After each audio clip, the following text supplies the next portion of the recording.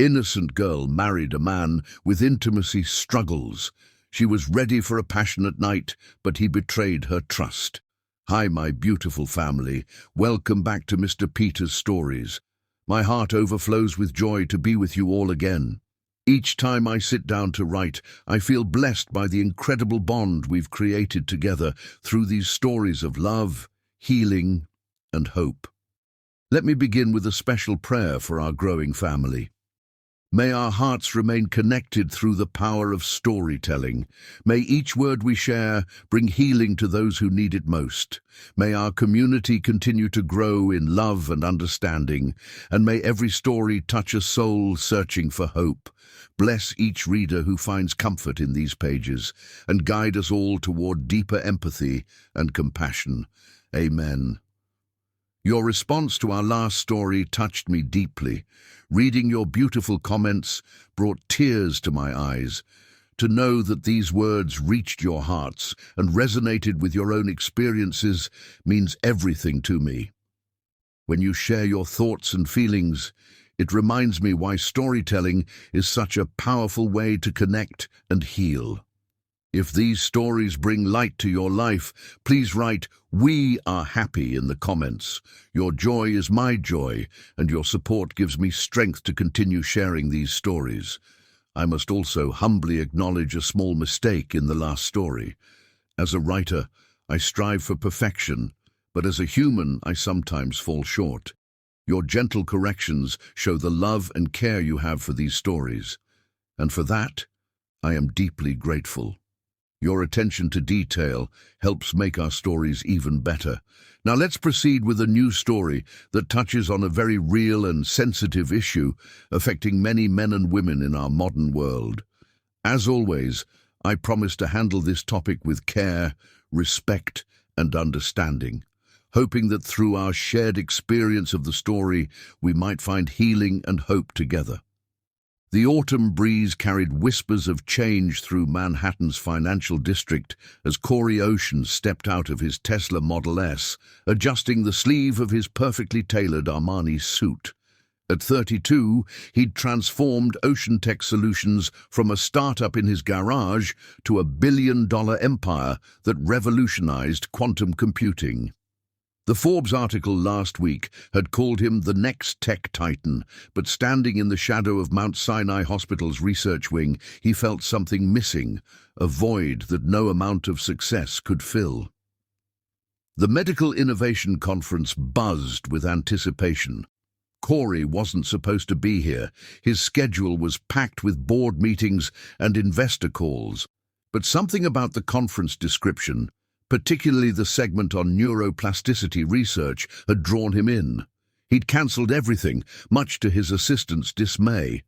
The grand auditorium hummed with brilliant minds, neurosurgeons, researchers, and medical innovators from around the globe.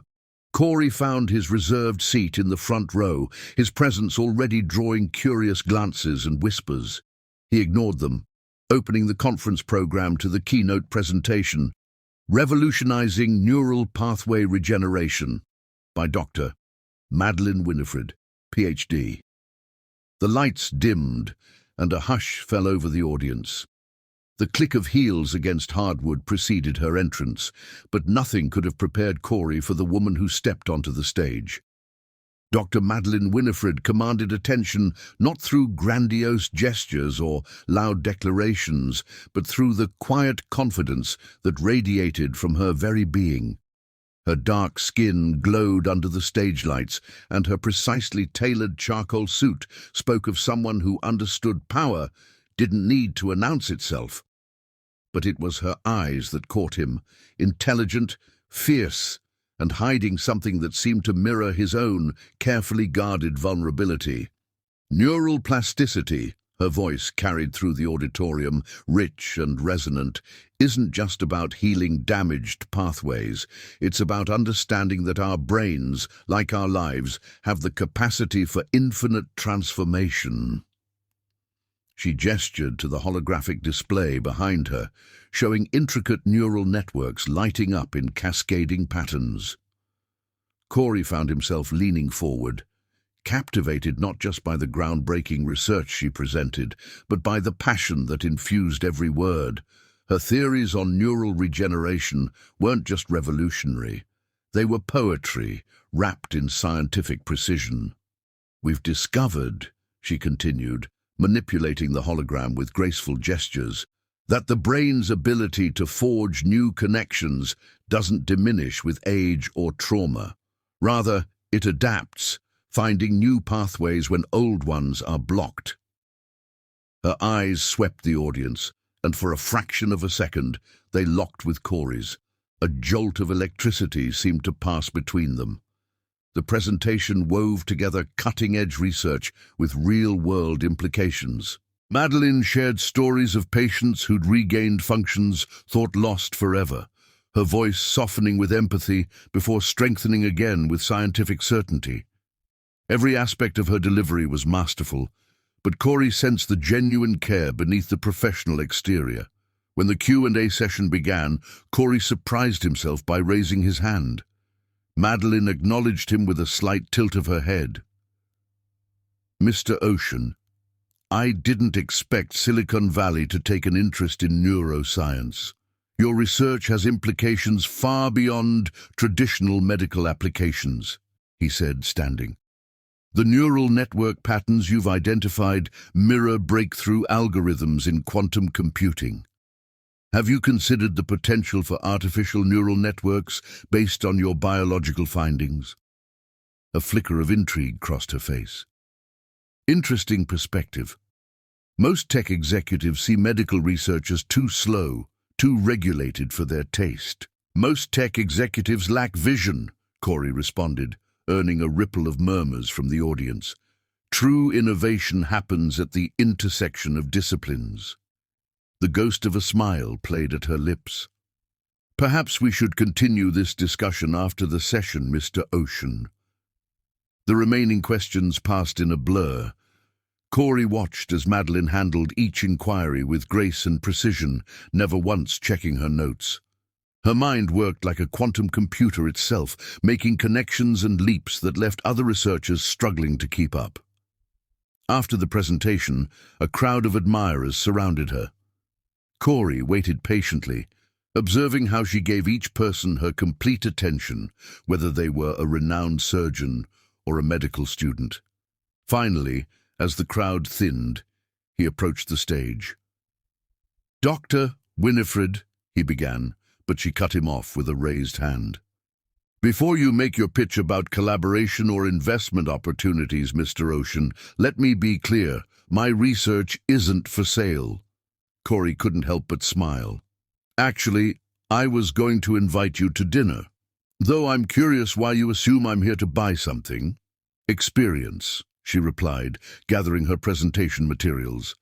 "Men in expensive suits usually want something. And what if what I want is simply conversation? Your insights into neural pathway regeneration are fascinating, especially the implications for artificial intelligence development." She studied him for a moment, and Corey felt like those keen eyes were seeing past every wall he'd built. "You're not what I expected," she finally said. "I get that a lot. Is that a yes to dinner?" "It's a maybe," Madeline countered. "Convince me you're interested in the science, not the potential profit margins." "The Yang-Baxter equation," Corey said, causing her to pause. "Your neural pathway mapping uses a variation of it for predicting optimal regeneration patterns. The same equation underlies quantum entanglement theories. I read your paper in neural computing last month, twice actually. The mathematical parallels are extraordinary." A genuine smile transformed her face. "Now that, Mr. Ocean, is how you get a yes to dinner. Please, call me Corey." "Madeline," she offered in return, "though I'm still not convinced this isn't an elaborate scheme to acquire my research." "How about this? No business talk. We can discuss quantum mechanics, neural networks, or even jazz if you prefer. I know a little Italian place in the village where the owner still makes his mother's tiramisu recipe." "Jazz?" Her eyebrow arched with interest. "Let me guess, Miles Davis." "Close. Thelonious Monk. There's mathematical precision in his chaos. 7 o'clock, Madeline decided, and if you try to turn this into a business meeting, you'll eviscerate me with your considerable intellectual prowess?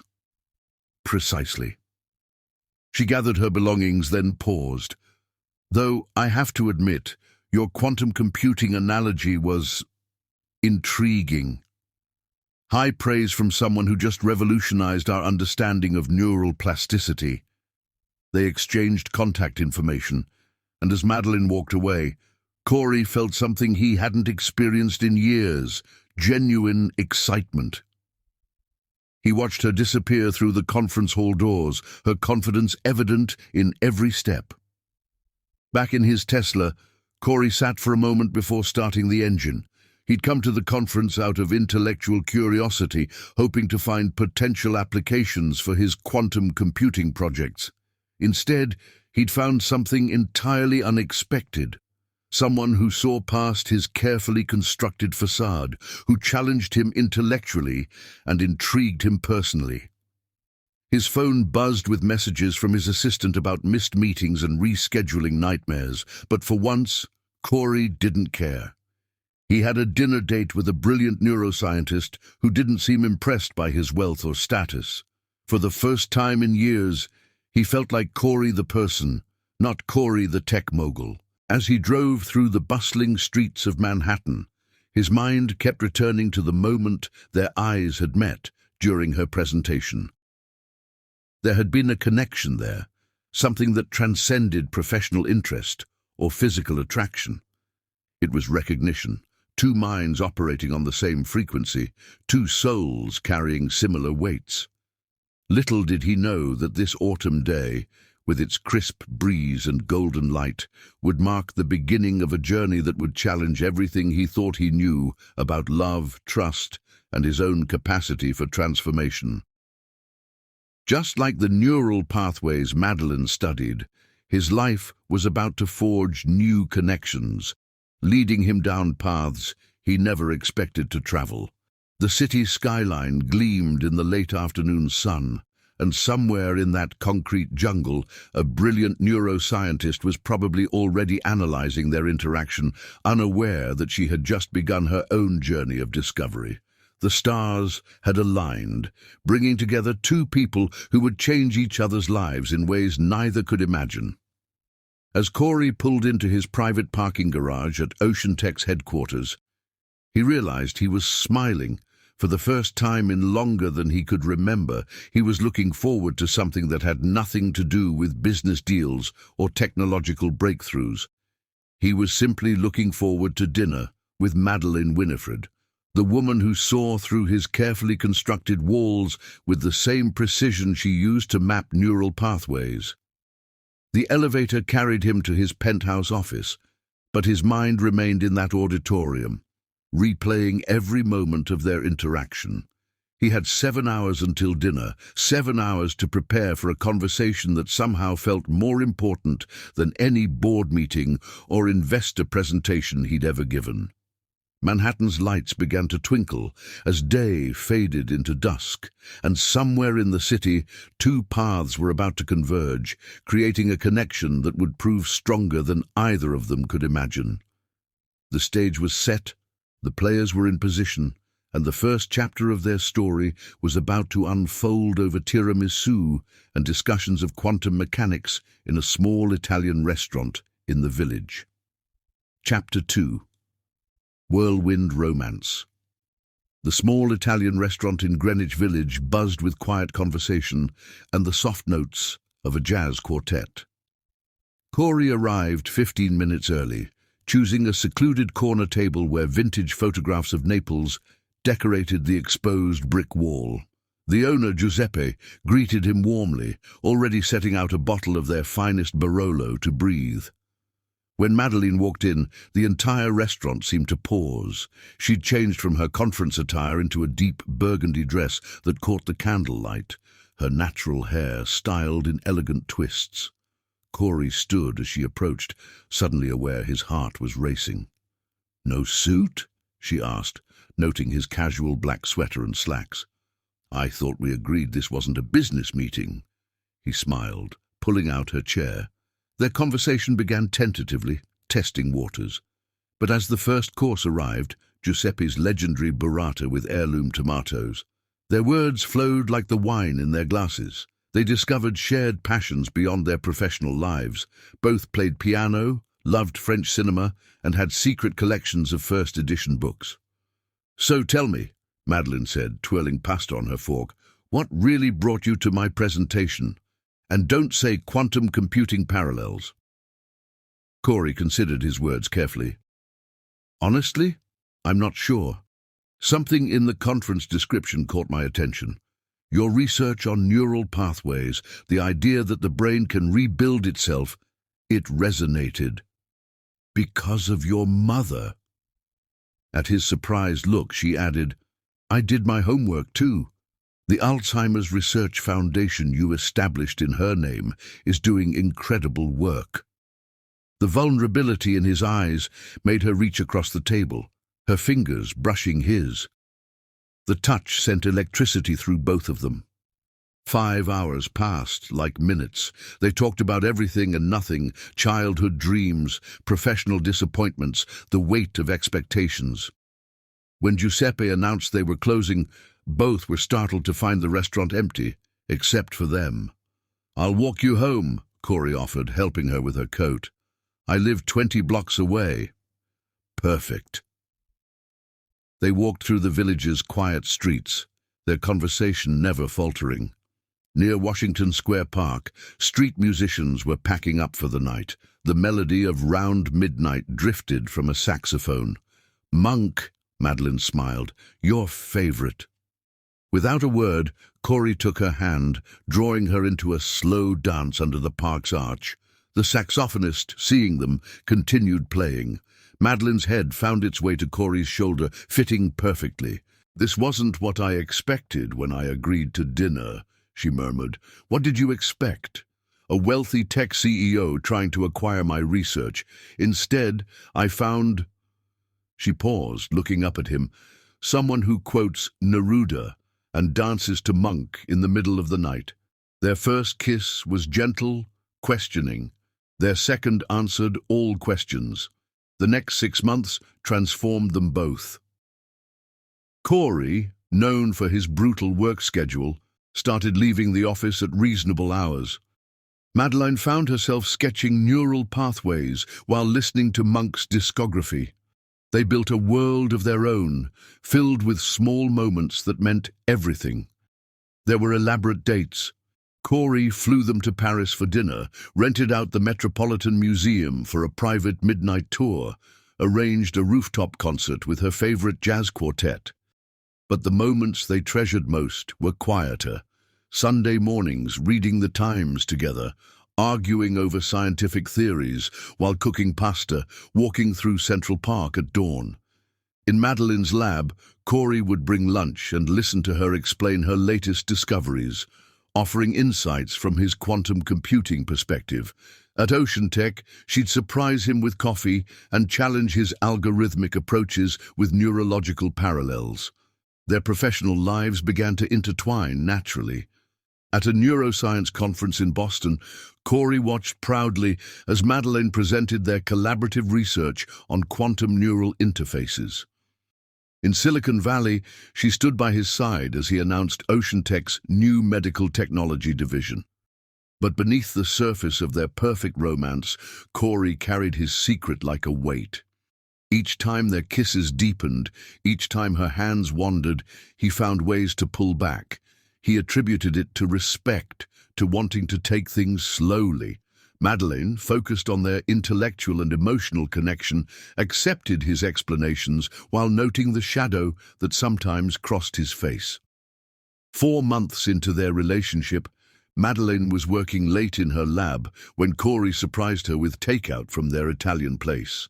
She was wearing one of his shirts she'd claimed after a rainy day, her hair tied up messily, completely absorbed in her work. "You're beautiful," he said from the doorway. She looked up, smiling. "I'm a mess.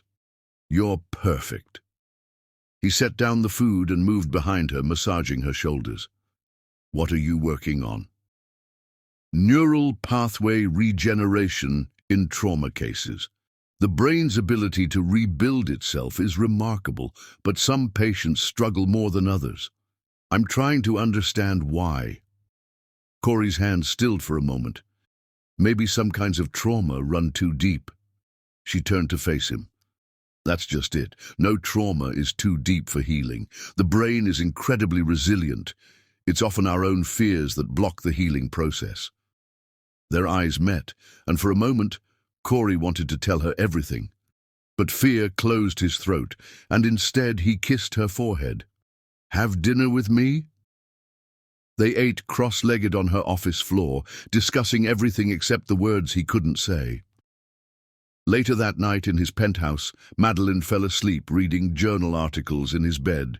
Watching her peaceful face in the city's glow, Corey felt both incredible love and crushing fear. 5 months into their relationship, during a weekend in the Hamptons, they walked along the beach at sunset. Madeline was telling him about a breakthrough in her research when she noticed he seemed distracted. "What's wrong?" she asked, stopping to face him. "Nothing's wrong," he said, pulling her close. "I was just thinking about how you've changed my life. Before you, I was all about the next deal, the next breakthrough. You've shown me there's so much more. Like dancing to jazz in the middle of the night. Like finding someone who sees past all the walls I built." She touched his face gently. "You don't need walls with me, Corey." The irony of her words hit him hard, but he pushed the pain aside. Because despite his secret, despite his fear, he knew with absolute certainty that he wanted to spend his life with this brilliant, beautiful woman who had transformed his world. The proposal came a week later, but not in the way he'd planned. He'd arranged an elaborate setup, a private concert at Lincoln Center, followed by dinner at Per Se, ending with a helicopter ride where he'd propose over the glittering city. Instead, watching her make coffee in his kitchen one morning, wearing his MIT sweatshirt and humming Monk, he knew he couldn't wait. "Marry me," he said simply. She turned, coffee pot in hand, and studied his face. "What?" Corey moved to her, taking the coffee pot and setting it down. Dropping to one knee, he pulled out the ring he'd been carrying for weeks, a unique design featuring a diamond, surrounded by a pattern based on neural pathway mapping. "Madeline Winifred, you've shown me what it means to truly connect with someone. Your brilliance illuminates my world, your passion inspires me, and your love." His voice caught. "Your love has changed everything. Will you marry me?" Tears glistened in her eyes as she pulled him to his feet. "Yes," she whispered against his lips, 1,000 times yes. They celebrated with coffee gone cold and toast slightly burned, planning their future between kisses. Later, when they announced their engagement, the media went wild. The tech mogul and the brilliant neuroscientist, a modern fairy tale. But fairy tales hide darker truths, and as their wedding day approached, Corey's secret weighed heavier. Each night, he told himself he would tell her tomorrow. Each tomorrow, fear sealed his lips. He convinced himself their love was strong enough that the truth could wait until after the wedding. The night before their wedding, they broke tradition and had dinner together at their Italian place. Giuseppe brought out the same Barolo they'd shared on their first date, making a toast in rapid Italian. "What did he say?" Madeline asked. "That love, like good wine, only gets better with time," Corey translated, though Giuseppe had actually said something about truth being the foundation of lasting love. Later, walking home through Washington Square Park, they stopped under the arch where they'd first danced. No saxophone played tonight, but they swayed together anyway, holding each other close. "Any regrets?" Madeline asked softly. Corey pulled her closer, burying his face in her hair to hide his expression. "Only that I didn't find you sooner." The lie tasted bitter on his tongue, but tomorrow she would be his wife. Tomorrow they would begin their life together. Tomorrow he would find the courage to tell her everything. Tomorrow became today, and as Corey stood in his dressing room preparing for the wedding, his secret felt like it was choking him. But when the doors opened and he saw Madeline walking down the aisle, radiant in white, he told himself that love could conquer anything, even the truth he couldn't speak. Their whirlwind romance had swept them both off their feet, carrying them to this moment. But even the strongest storms have an eye of perfect calm before the winds change direction, and their tempest was just beginning. Chapter 3. Perfect Day. Hidden Storms. Dawn painted Manhattan's skyline in shades of rose gold as Madeline stood at the window of her bridal suite at the plaza. Below, Central Park was awakening, joggers tracing paths through the morning mist. In a few hours, she would walk down the aisle in the hotel's grand ballroom to marry Corey Ocean. But for now, she savored this moment of solitude. Her custom Vera Wang gown hung nearby, its intricate beading catching the sunrise. The design incorporated subtle patterns based on neural pathway mapping, Corey's idea, a perfect blend of their worlds. A gentle knock interrupted her thoughts. "Come in," she called, knowing it would be her mother. Dorothy Winifred entered, already dressed in an elegant, deep purple gown that complemented her silver hair. She carried 2 cups of coffee and her signature look of maternal concern. "You're up early," Dorothy said, handing her daughter a cup. "Couldn't sleep." Madeline inhaled the rich aroma. "Did you sleep at all before marrying Dad?" Not a wink. Dorothy sat on the plush window seat, patting the space beside her. "Come here, baby girl." Madeline joined her mother, feeling suddenly like a child again. They sat in comfortable silence, watching the city wake up. Finally, Dorothy spoke. "You're sure about him?" The question hung in the air. Madeline considered it seriously, as she did all things. "Yes," she said finally, but... Her mother's voice held no judgment, only understanding. "Sometimes," Madeline searched for the right words, "sometimes I feel like he's holding something back, like there's a door he won't let me open." Dorothy took her daughter's hand. "Men often have doors they keep closed, especially successful men like Corey. The question is, can you live with those closed doors?"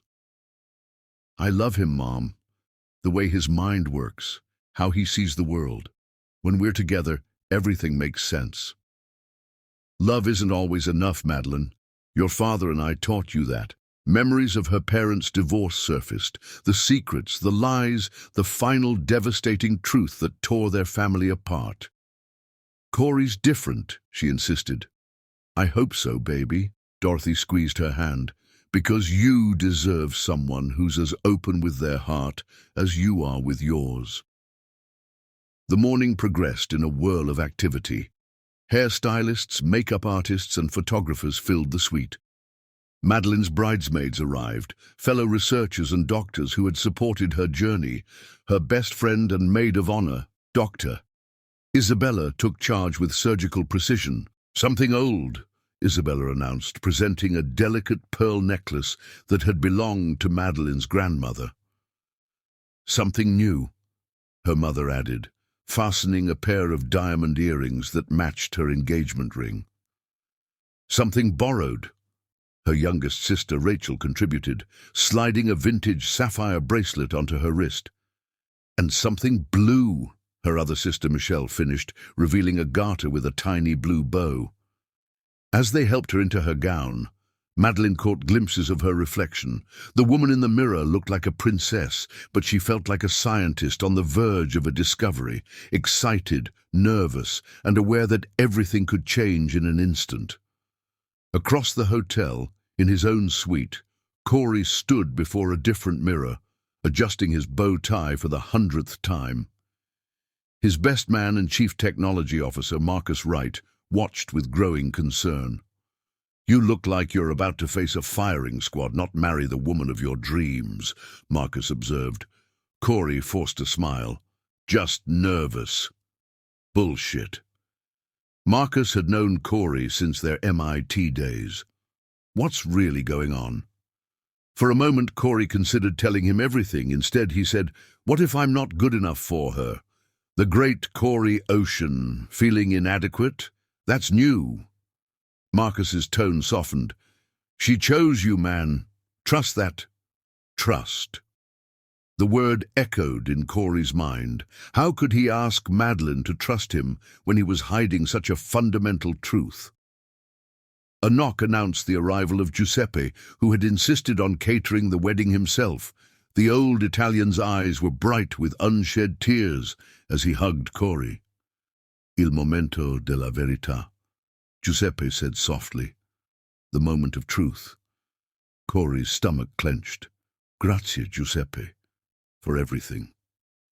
The ballroom transformed into a magical space where science met romance. Crystal structures resembling neural networks hung from the ceiling, their lights creating patterns that mimicked synaptic connections.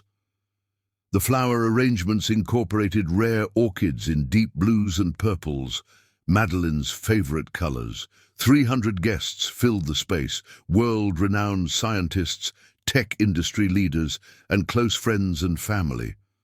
The press had been banned, making this intimate gathering even more special. As the string quartet began playing, Corey took his place at the altar. His hands were steady, but his heart raced. This was his last chance to stop, to tell the truth before it was too late. Then the doors opened, and Madeline appeared on her mother's arm. The sight of her stole his breath. Her gown seemed to float around her, the beaded patterns catching light like stars. But it was her face that captivated him, the pure joy in her smile, the love shining in her eyes. Their gazes locked as she moved down the aisle. In that moment, Corey made a decision that would haunt him. He chose love over truth, hope over honesty. The ceremony itself was a blend of traditional and personal elements.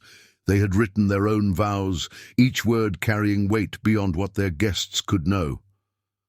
"Madeline," Corey's voice carried clearly through the hushed room, "you are my North Star, my catalyst for change, my perfect equation. I promise to cherish you, honor you, and always be honest with you."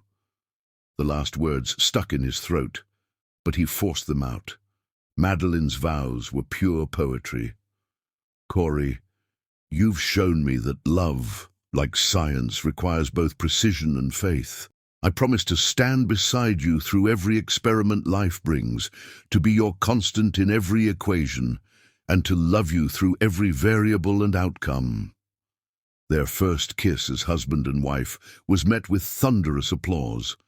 As they turned to face their guests, Corey felt simultaneous elation and dread. He had married the most amazing woman in the world, but he had done so while hiding a crucial part of himself. The reception was everything they had dreamed. Their first dance was to Monk's Round Midnight, performed live by a jazz quartet Corey had flown in from New Orleans. They moved together perfectly, lost in their own world. "Happy," Madeline whispered against his chest. "More than I ever thought possible," he replied, and that at least was true. They danced with their parents, shared cake, and listened to touching and humorous speeches. Marcus told the story of how Corey had cancelled billion-dollar meetings to attend Madeline's conference. Isabella described Madeline's transformation from brilliant but isolated researcher to a woman fully alive with love. As evening deepened into night, the celebration showed no signs of slowing. Corey watched his bride laughing with her sisters, dancing with her colleagues, and discussing theories with his tech team. She belonged in every facet of his world. In quiet moments between dances and conversations, doubt crept in. Several times, he almost pulled her aside to confess. But each time, he looked at her radiant face and couldn't bear to shatter her happiness. The night was perfect, too perfect to ruin with truth. Finally, as midnight approached, they bid farewell to their guests. Rose petals showered them as they ran to the waiting limousine that would take them to Corey's private jet, their honeymoon destination, a secluded island in the Maldives, awaited. In the back of the limo, Madeline curled against him, her head on his shoulder. "I can't believe we're actually married," she murmured. Corey stroked her hair, his heart racing. This was it, the moment everything would change. In a few hours, there would be no more hiding, no more excuses. His secret would come out in the worst possible way.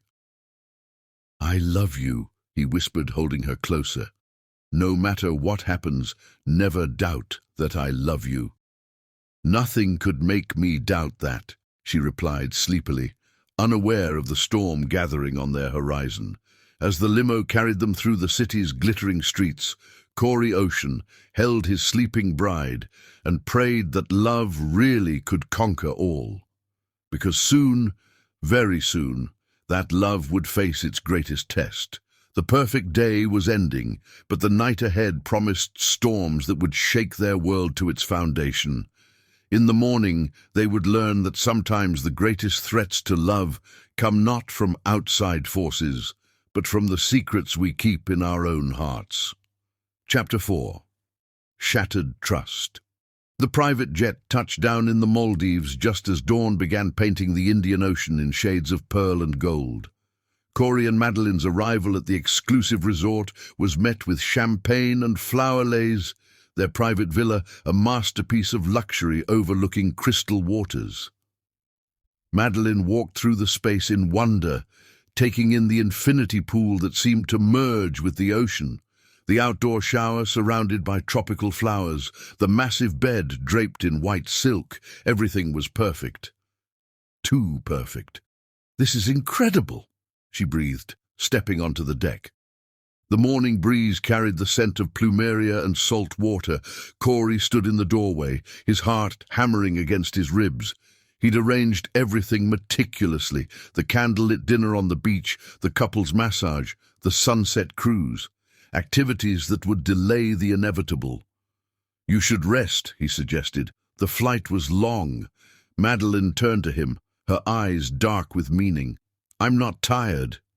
She moved to him slowly, her hands sliding up his chest. When her lips met his, the kiss was different from their previous ones, deeper, more insistent. Her fingers worked at his shirt buttons. "Madeline," he whispered, catching her hands. "Wait. We've waited," she said softly. 6 months of waiting. We're married now, Corey. No more waiting." The moment he dreaded had arrived. There would be no more elegant dinners or sunset cruises to hide behind. Just truth, raw and unavoidable. "There's something I need to tell you," he began, his voice rough. Madeline stepped back, studying his face. "What's wrong?" "I dot." The words stuck in his throat. "How do you tell the woman you love that you've hidden something fundamental from her, that you've let her walk into a marriage without knowing a crucial truth?" "Corey, you're scaring me." He moved to the deck railing, gripping it until his knuckles went white. The paradise around them suddenly felt like a mockery. "I have—" He swallowed hard. "I have intimacy issues, physical intimacy. It's something I've struggled with for years." The silence that followed was deafening. When he finally turned to face her, Madeline's expression had transformed from confusion to dawning comprehension. "Issues," she repeated carefully. "What kind of issues exactly?" "I can't." He gestured helplessly. "It's not something I can control. I've tried different treatments, but nothing's worked. The doctors say it's psychological, stemming from trauma, but—" "Stop." Her voice was eerily calm. "Are you telling me that you knew about this condition, knew it affected something as fundamental as physical intimacy, and chose not to tell me until after we were married? I wanted to tell you so many times, but you didn't." The calm began to crack. "You let me fall in love with you, accept your proposal, plan our wedding, say our vows, all while hiding something this important. I was afraid. Her laugh was bitter. I shared everything with you, Corey. Every fear, every dream, every part of myself. I trusted you completely. Madeline, please. No. She held up a hand. You don't get to, Madeline. Please me right now. Do you understand what you've done? You've trapped me in this marriage under false pretenses. I haven't trapped you. I love you. We can work through this together. Work through it, her voice rose, like we could have been working through it for the past 6 months if you'd been honest. Like we could have explored treatment options together, faced this as a couple. She began pacing the deck, her movements sharp with anger. Did you think I wouldn't understand? Me, a neuroscientist who studies trauma and healing. Did you think I would reject you? I don't know what I thought, he admitted. I just knew I couldn't bear to lose you. So instead, you chose to deceive me, to rob me of the right to make an informed decision about my own life, my own future. Tears began falling down her cheeks, but her voice remained steady. Do you know what hurts the most? Not the condition. Everyone has challenges, medical issues, things they struggle with. What hurts is that you didn't trust me enough to tell me. You looked me in the eyes day after day, made promises of honesty, knowing you were living a lie. It wasn't a lie, he protested. Everything else was real. Our connection, our love. Was it? She turned to him, her eyes blazing. Because the man I fell in love with, the man I thought I married, would have respected me enough to tell me the truth. Who are you really, Corey Ocean? The brilliant tech innovator, the romantic who dances to jazz in the park, or the coward who traps women in marriages based on lies? Her words hit him like physical blows. I am all of those things, he said quietly. I'm also a man who loves you more than anything in this world. Love without trust isn't love, it's control. She moved to the bedroom, pulling out her suitcase.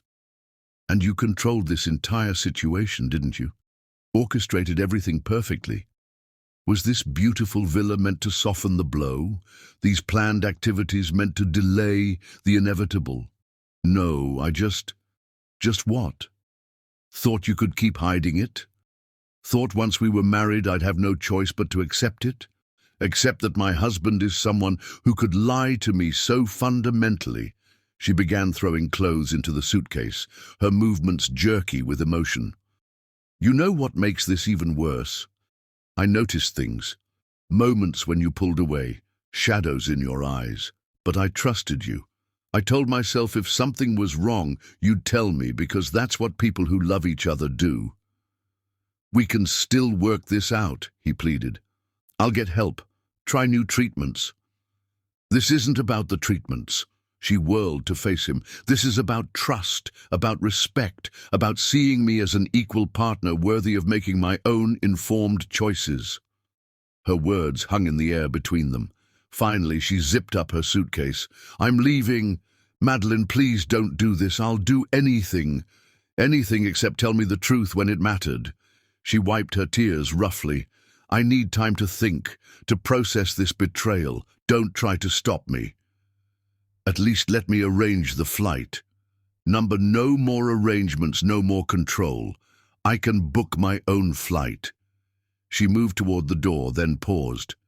You know what's ironic?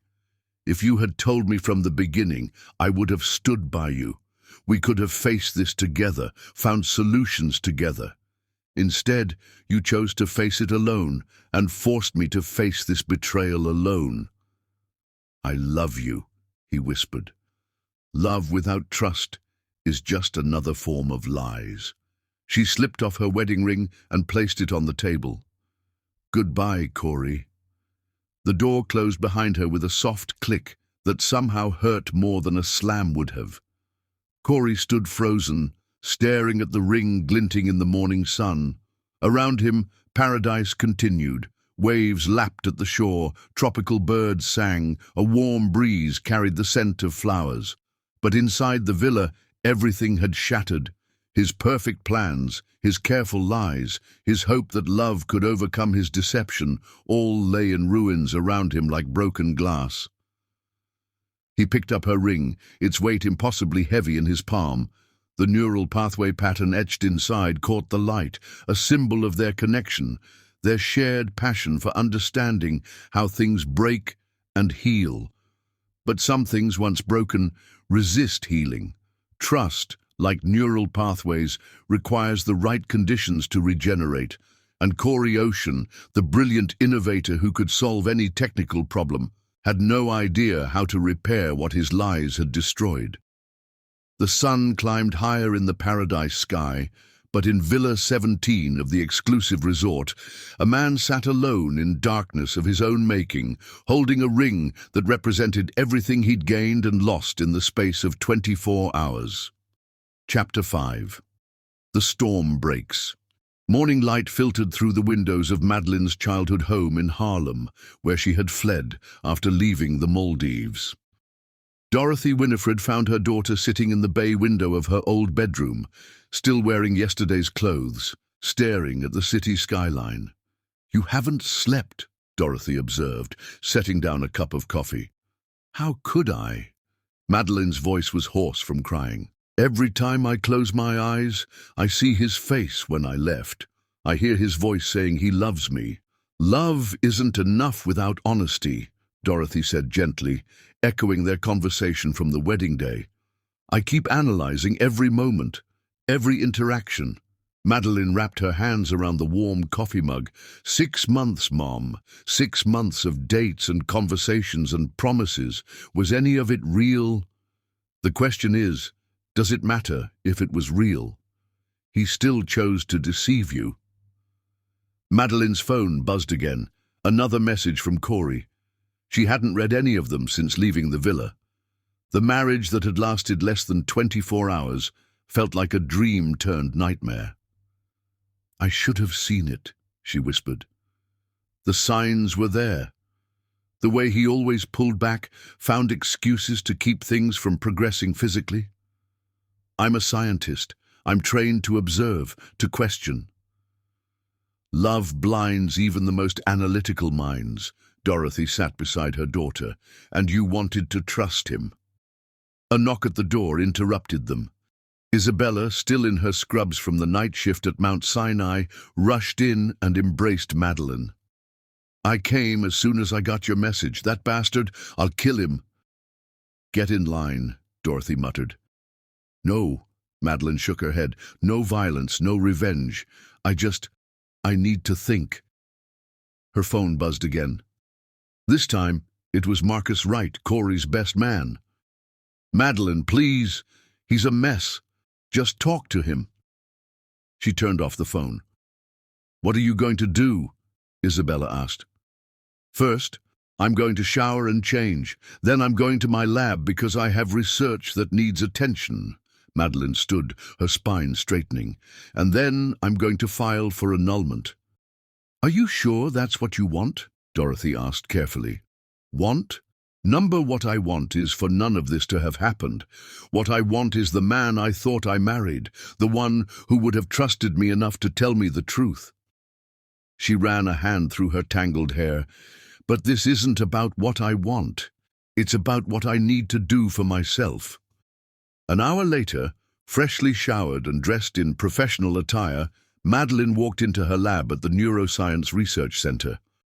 Work had always been her sanctuary, and today she needed it more than ever. But as she stood at her workstation, staring at the neural pathway models on her screens, all she could see were the patterns she'd had etched into their wedding rings.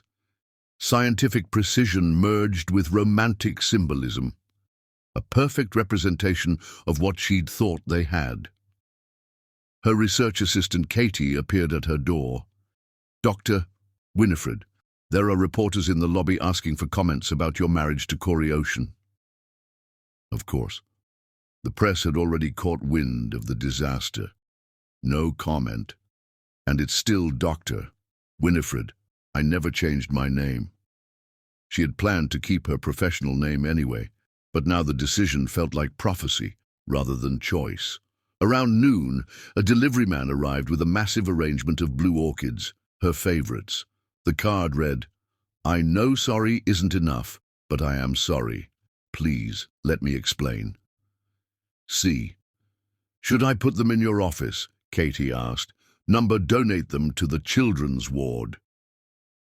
The afternoon brought more attempts at contact. Giuseppe called, his Italian accent thicker with emotion, begging her to give Corey a chance to make things right. Her sister Rachel texted that several tech blogs were speculating about trouble in paradise after Corey was seen returning from the Maldives alone. Finally, as evening approached, a familiar figure appeared in her doorway. "You look terrible," Madeline said flatly. Corey stood there, still wearing his traveling clothes, dark circles under his eyes. "I had to see you." "How did you get in here?" "I own the building, remember?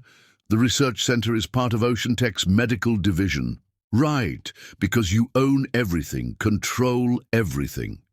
She turned back to her work. "Go away, Corey. Not until you hear me out." "Hear what? More lies? More excuses?" She spun to face him. "Or maybe you have other medical conditions you forgot to mention before tricking me into marriage." "I didn't trick you." He stepped into the lab. "Everything between us was real. Except the trust. Except the honesty. Except the basic respect of letting me make an informed choice about my own life.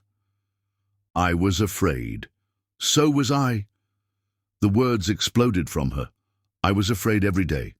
Afraid of not being enough. Afraid of failing at marriage like my parents did. Afraid of losing myself in loving you too much. But I told you those fears. I shared them with you because I thought we were partners.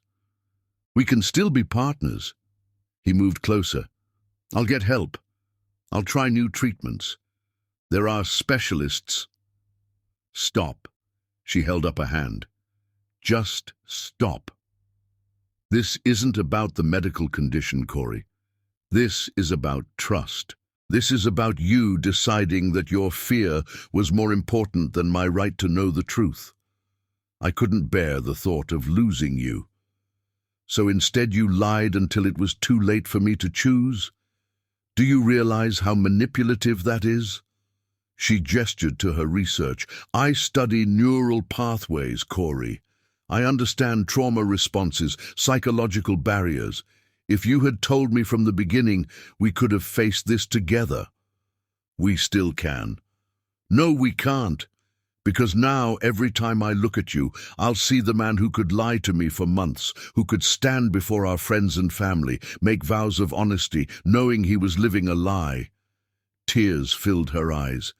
"Do you know what makes it worse? I would have understood. I would have loved you through it, supported you, helped you find treatment. Instead, you took away my chance to be that person for you. Madeline, please." His voice broke. "I love you. Love without trust is just control in disguise." She wiped her eyes. "Please leave. And don't come back." "What about the research center? Our collaboration?" "The center can continue its work without direct contact between us. That's what lawyers and contracts are for." He stood there, looking lost. "I never meant to hurt you." "But you did. And the fact that you still don't understand why shows me I'm making the right decision." She turned away. "Goodbye, Corey." His footsteps retreated slowly. At the door, he paused. "I'll never stop loving you. Then love me enough to respect my decision." After he left, Madeline sat at her desk, staring at the neural pathway models. The human brain could rebuild connections, find new pathways when old ones were damaged. But some injuries went too deep, severed too many connections at once. She picked up her phone and dialed her lawyer's number. It was time to make the break official, to cauterize the wound before it could fester. Outside her window, storm clouds gathered over Manhattan. How fitting, she thought, that nature itself seemed to echo the tempest in her heart. She had walked into marriage expecting paradise and found deception instead. Now she had to walk away, not because she stopped loving him, but because she loved herself enough to demand truth, respect, and the right to make her own choices about her life. The storm was breaking, and in its wake, nothing would ever be the same. Chapter 6. Separate Storms. 1 month after the wedding that wasn't, Manhattan's financial district buzzed with rumors about Corey Ocean. The tech mogul had become a ghost in his own company, attending meetings virtually when he attended them at all. Ocean Tech's stock had dropped 15 points, and whispers of a leadership crisis echoed through Wall Street's corridors of power. In his penthouse office on the 80th floor, Corey sat in darkness, watching the city lights blur through rain-streaked windows. Empty coffee cups and untouched meals littered his desk. His normally immaculate appearance had given way to stubble and wrinkled clothes. Marcus Wright found him there, as he had every night for the past month. "Board meeting in 10 minutes, Marcus announced, flipping on the lights. "And you're going to attend in person this time." Corey didn't move. "Cancel it." "No." Marcus's voice hardened. "You've cancelled 3 meetings this week already. The shareholders are getting nervous." "Let them be nervous." "Damn it, Corey." Marcus slammed his hand on the desk. "You're letting everything fall apart. The quantum neural interface project is stalling, the medical division is in chaos, and our competitors are circling like sharks. None of it matters without her." "Then get her back." Marcus ran a hand through his hair in frustration. "But first, get yourself together. You think Madeline would want this version of you? The one who's letting his life's work crumble?" At the mention of her name, Corey flinched. He'd read every article about her in the past month. She'd received a major grant for her research, been featured in Scientific American, and somehow managed to look more beautiful than ever in every photograph. While he drowned in his own storms, she seemed to be soaring. Across town in her lab at the research center, Madeline was also drowning, just better at hiding it. She threw herself into work with an intensity that worried her colleagues. First to arrive, last to leave, she drove her team relentlessly toward breakthroughs in neural regeneration. "Doctor? Winifred?" Katie, her research assistant, approached cautiously. "The results from the latest trials show improved neural pathway regeneration in 62% of cases," Madeline finished, not looking up from her microscope. "Not good enough. Adjust the parameters and run it again." "But it's already midnight." "Then go home. I'll do it myself." Isabella appeared in the doorway, still in her surgical scrubs. "No, you won't. You're coming with me." "I'm busy." "You're obsessed." Isabella crossed her arms. "When was the last time you ate something that wasn't from the vending machine?" Madeline finally looked up, revealing dark circles under her eyes. "I'm fine." "You're not fine. None of this is fine." Isabella gestured to the chaos of papers and samples surrounding her friend. "You're working yourself to death to avoid feeling anything." "I'm working because my research matters, because understanding neural regeneration could help millions of people." Including Corey. The name hung in the air like smoke. Madeline's hands trembled slightly as she adjusted the microscope. "This has nothing to do with him." "Really?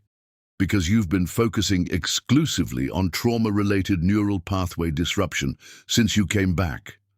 "Get out. Make me." Isabella pulled up a chair. "I'm your best friend, and I'm telling you this isn't healthy. You're allowed to be hurt. You're allowed to grieve." "I'm not grieving. I'm angry." Madeline's voice cracked. "I'm angry that he lied. I'm angry that I didn't see it. I'm angry that part of me still loves him." The confession hung between them. Finally, Isabella spoke softly. "Have you read any of his messages?" "No." "Maybe you should." "Why? So he can manipulate me more? Justify his lies? So you can find closure?" Isabella touched her friend's hand. "One way or another." Back in his penthouse office, Corey sat through the board meeting like a man underwater, hearing voices but unable to connect with them. Numbers were presented, strategies discussed, decisions required. "Mr. Ocean?" A board member's voice penetrated his fog. "About the medical division." "Continue all current projects," he said automatically, "even the ones Dr. Winifred was overseeing?" The name shot through him like electricity. "Especially those." After the meeting, Marcus found him staring at his phone, thumb hovering over Madeline's number. "Call her," Marcus urged. "She won't answer." "Then keep calling until she does." Corey pressed the button before he could lose his nerve. 1 ring, 2 rings, 3. "This is Dr. Winifred. Please leave a message." Her professional voice, cool and distant, felt like a knife in his heart. After the beep, he hesitated. "Madeline," his voice rough with emotion, "I miss you. I miss your mind, your laugh, the way you see the world. I know I destroyed everything with my lies, but please, just talk to me. 1 conversation, that's all I'm asking for." He hung up, knowing she would probably delete the message unheard, like all the others. In her lab, Madeline stared at the notification of his voicemail. Her thumb hovered over the delete button, but something stopped her. Instead, she pressed play and held the phone to her ear. His voice, so familiar and yet so broken, filled her head. Tears she thought had dried up weeks ago sprang to her eyes. Katie found her there an hour later, curled in her office chair, phone clutched to her chest. "Doctor Winifred? Are you okay?" Madeline straightened, wiping her eyes. "I'm fine. Let's run those trials again." But that night, alone in her apartment, she played the message again, and again, and again. At 3 in the morning, her phone lit up with a text from him. "I can't sleep. All I see when I close my eyes is you walking away." Her fingers moved before she could stop them. "I can't sleep either." 3 dots appeared as he typed, disappeared, appeared again. Finally, "I never meant to hurt you, but you did. I know. I'll regret it for the rest of my life." She stared at the words, feeling the weight of everything unsaid. Finally, she typed, "We can't keep doing this. It hurts too much." "I started therapy," he wrote. "Real therapy, not just for the physical issues. I'm trying to understand why I couldn't trust you with the truth." Her heart clenched. "I hope it helps." "Me too. Good night, Madeline." She set the phone down, but sleep remained elusive. Outside, the city that never sleeps pulsed with life, unaware of the 2 hearts breaking in its midst. In his penthouse, Corey watched the sun rise over Manhattan, their brief exchange playing in his mind. It wasn't forgiveness, wasn't even close to reconciliation, but it was the first real contact they'd had in a month. He opened his laptop and began typing an email to his board. It was time to stop hiding in the darkness, time to face his demons, not just for Madeline, but for himself. The storm wasn't over, but perhaps they had both survived the worst of it.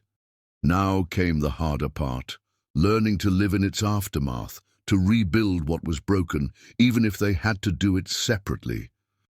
As dawn painted the sky in shades of hope, 2 people in different parts of the city faced the same truth.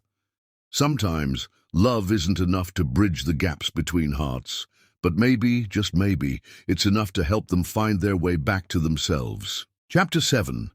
First Steps. Rain pounded against the windows of the exclusive McLean Clinic in Boston, where Corey Ocean sat in the private waiting room, his usual confidence nowhere to be found.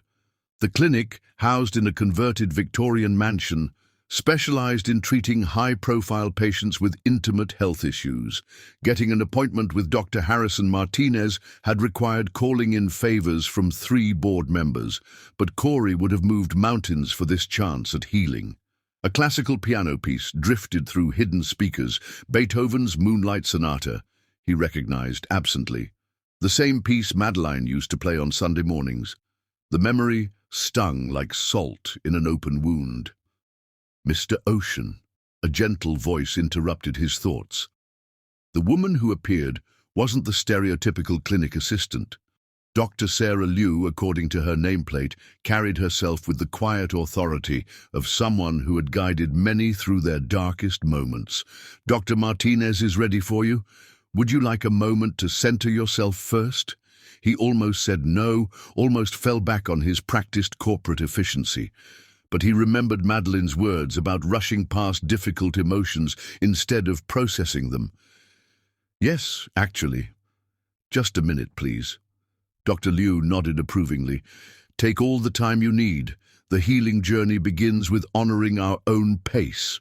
5 minutes later, Corey followed her through corridors decorated with abstract art, chosen for its calming properties. The clinic's approach was holistic. Everything from the lighting to the subtle aromatherapy had been designed to put patients at ease. Dr. Martinez's office surprised him. Instead of the expected clinical sterility, the room felt like a sophisticated study. Leather chairs, wood paneling, and floor-to-ceiling windows overlooking a private garden created an atmosphere of masculine comfort. "Welcome, Mr. Ocean." Dr. Martinez rose from behind his desk. In his mid-50s, with silver-streaked hair and kind eyes, he projected both authority and empathy. "I've reviewed your file, but I'd like to hear the story in your own words." Corey remained standing, his body tense. "Before we begin, I have some non-disclosure agreements." "Sit down, Mr. Ocean." The doctor's tone was gentle but firm. "In this room, you're not a CEO. You're not a public figure. You're simply a man seeking healing. Everything said here is protected by doctor-patient confidentiality and the highest security protocols." Something in the doctor's manner, professional yet deeply compassionate, broke through Corey's defenses. He sank into one of the leather chairs, suddenly exhausted. "Now," Dr. Martinez sat across from him, "tell me why you're here. I lost everything." The words came out rough, painful. "My wife, ex-wife. She left because I couldn't tell her the truth about my condition, about my inability to—" He gestured helplessly. "Sexual intimacy issues," Dr. Martinez supplied calmly, "a medical condition that affects millions of men, though few speak of it openly. When did you first notice symptoms?" For the next hour, Corey talked about his first experiences in college, the shame that followed failure, the series of doctors who prescribed pills without addressing the underlying causes, about building his company as a fortress of success to compensate for his perceived inadequacy. "And Madeline," Dr. Martinez prompted, "tell me about her." "She's brilliant. A neuroscientist studying neural pathway regeneration. When we met, it was like finding a missing piece of myself. We connected on every level, intellectually, emotionally, but physically. You kept pulling away. I tried to tell her so many times, but the words wouldn't come. How do you tell someone you love that you're broken? Are you broken, Mr. Ocean? The question was pointed but kind. Or are you carrying wounds that need proper healing? The distinction hit him hard. I've tried healing before. Different doctors, different treatments. But always in isolation, Dr. Martinez noted, always carrying the burden alone. I couldn't bear the thought of anyone knowing. Shame, the doctor said simply, is the real enemy here, not the physical symptoms. Shame isolates us, convinces us we're unworthy of love or understanding, but shame cannot survive in the light of compassion, especially self-compassion. He pulled out a notepad. I'm going to recommend a comprehensive treatment plan. Part medical, part psychological, individual therapy, group therapy, and specialized physical treatments. Group therapy? Corey recoiled. That's impossible. If the media found out, The men in my therapy groups include CEOs, politicians, professional athletes, all bound by the same strict confidentiality. Isolation feeds shame, Mr. Ocean. Community helps heal it. That evening, Corey found himself in the basement of St. Patrick's Cathedral, far from his usual Manhattan haunts. The men's support group met in a private room, chairs arranged in a circle. No $1,000 suits here, just regular guys carrying similar burdens. James, the group facilitator, had a quiet strength about him. Would anyone like to share first? Silence stretched. Corey thought of Madeline, of her courage in facing difficult truths. Drawing a deep breath, he raised his hand. My name is Corey. His voice shook slightly, and I lost the love of my life because I was too ashamed to tell her about my intimacy issues. Welcome, Corey, the group responded in unison. One by one, other men shared their stories. A high school teacher whose wife left him, a construction worker afraid to date, a retired veteran struggling to connect with his new partner. Their honesty humbled him. These men had none of his wealth or power, but they had something he'd never possessed, the courage to be vulnerable. After the meeting, James approached him. First time's the hardest, he said kindly. It gets easier. Does it get easier? The talking, yes. The healing, that's a journey. James smiled slightly. But you're not alone anymore. The next morning, Corey began the medical portion of his treatment at the McLean Clinic. Dr. Martinez had assembled a team of specialists, urologists, psychologists, physical therapists. Each appointment was scheduled with meticulous attention to privacy. During a particularly difficult therapy session, Dr. Martinez asked him to describe his perfect future. I want to be whole, Corey said without hesitation. And what does wholeness mean to you? Being able to love without fear, to be intimate, emotionally, physically, completely, without shame, to be the man Madeline deserved. Notice how you put her needs before your own healing, the doctor observed. That's part of the pattern we need to break. You need to heal for yourself first. The words struck deep. How much of his life had been spent trying to prove himself worthy of love rather than learning to love himself? In group therapy that evening, Corey shared this revelation. The other men nodded in recognition. They too had measured their worth through others' eyes. Late that night, alone in his penthouse, Corey began the homework Dr. Martinez had assigned, a letter to himself expressing compassion for his struggles. The words came slowly at first, then faster as decades of suppressed emotion found release. His phone buzzed with a text from James. Checking in after your share tonight. Remember, healing isn't linear. Some days are harder than others. For the first time in months, Corey felt something like hope.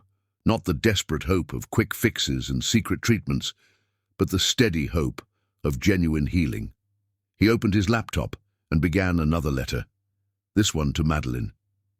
Dear Madeline, today I took the first step toward real healing. Not just the physical issues, but the fear and shame that made me hide them from you.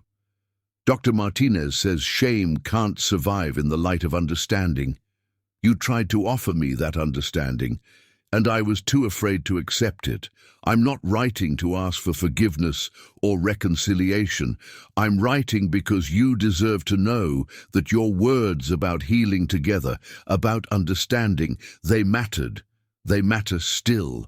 I'm learning that real strength isn't in hiding our struggles, but in facing them honestly. You tried to teach me that, and I wasn't ready to learn. I am now. Take care, Corey. His finger hovered over the send button. Dr. Martinez had advised against contact until he'd made more progress in therapy. But something in him needed her to know she'd made a difference, even if she never responded. He pressed send, then opened his journal, another part of his therapy homework. Tonight's entry began. Today, I learned that broken doesn't mean unfixable. That shame loses its power when shared with understanding hearts. That healing begins with a single step, even if that step is taken in a church basement with strangers who become allies. As rain continued to fall outside his window, Corey Ocean, tech mogul, business titan, and now simply a man learning to heal, felt the first real peace he'd known in months. Tomorrow would bring more challenges, more therapy, more difficult truths to face.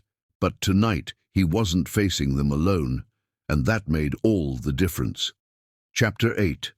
Bridge Over Troubled Waters. 3 months into his therapy, Corey sat at his desk, composing the most important email of his life. The words had to be perfect, honest without being overwhelming, vulnerable without seeking pity. Dr. Martinez had finally given him permission to reach out to Madeline with a full explanation, but the task felt more daunting than any business deal he'd ever negotiated. After 20 drafts, he began typing, "Dear Madeline, I've started and deleted this email more times than I can count. The irony isn't lost on me. I'm still struggling to find the right words, but this time it's not from fear. It's from the deep desire to be completely honest with you finally. Over the past 3 months, I've been working with Dr. Harrison Martinez, a specialist in intimate health and psychological trauma. Through therapy, both individual and group, I've begun to understand why I couldn't trust you with my truth before.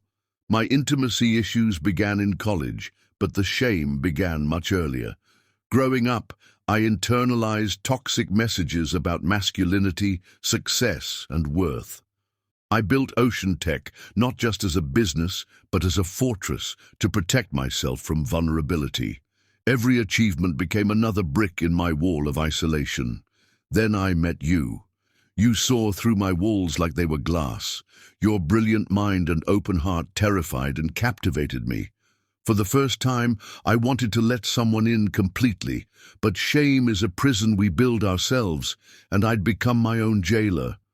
I know now that by trying to protect myself from rejection, I created the very situation I feared most. By hiding my struggles from you, I denied us both the chance to face them together. You deserved better. You deserved the truth. Through therapy, I'm learning that intimacy isn't just physical, it's emotional, intellectual, spiritual. It's the courage to be seen completely, flaws and all. You offered me that chance, and I wasn't brave enough to take it. My condition is improving with treatment. But more importantly, I'm learning to face my fears instead of hiding from them. I'm sharing my story with others in my support group, and their acceptance is teaching me that vulnerability isn't weakness, it's strength. I'm not writing to ask for forgiveness or reconciliation.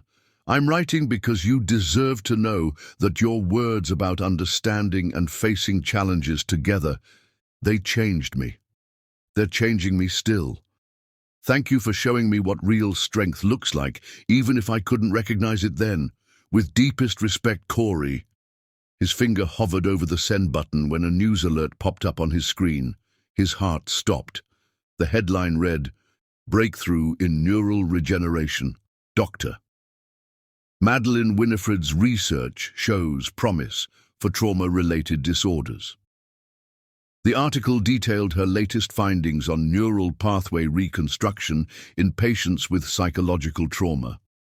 Her research had evolved, incorporating elements of emotional healing alongside physical regeneration.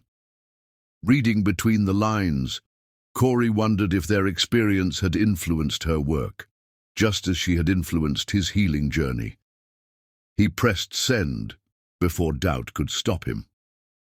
Across town, Madeline sat in her lab, surrounded by congratulatory flowers and messages about her published research.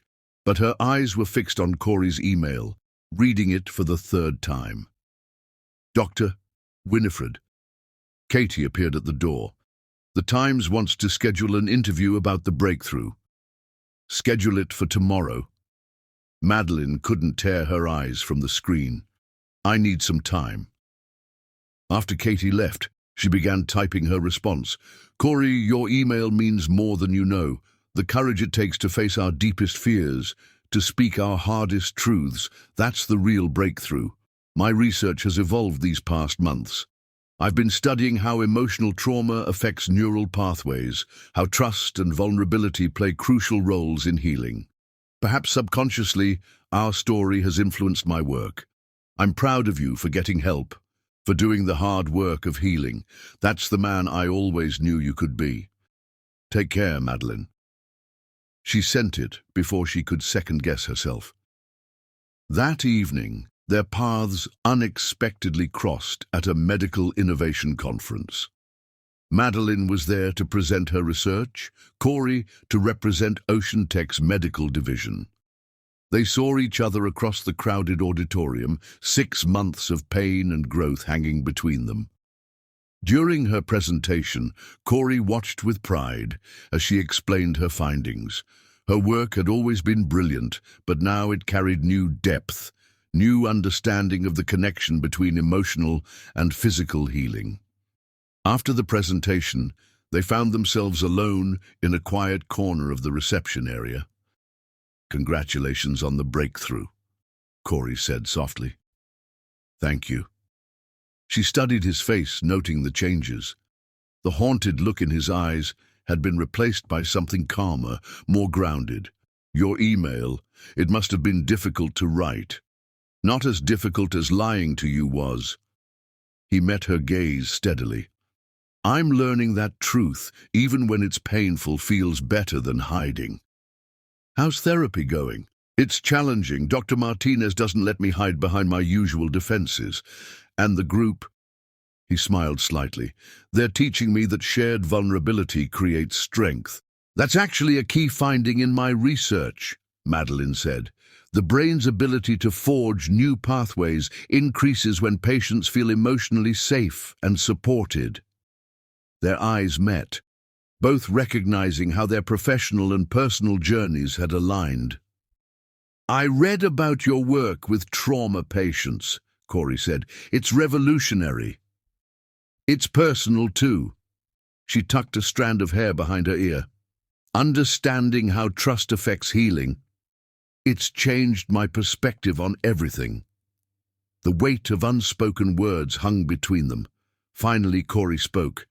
"I know I have no right to ask, but could we get coffee sometime just to talk?" Madeline considered for a long moment. "I'd like that. But Corey, ...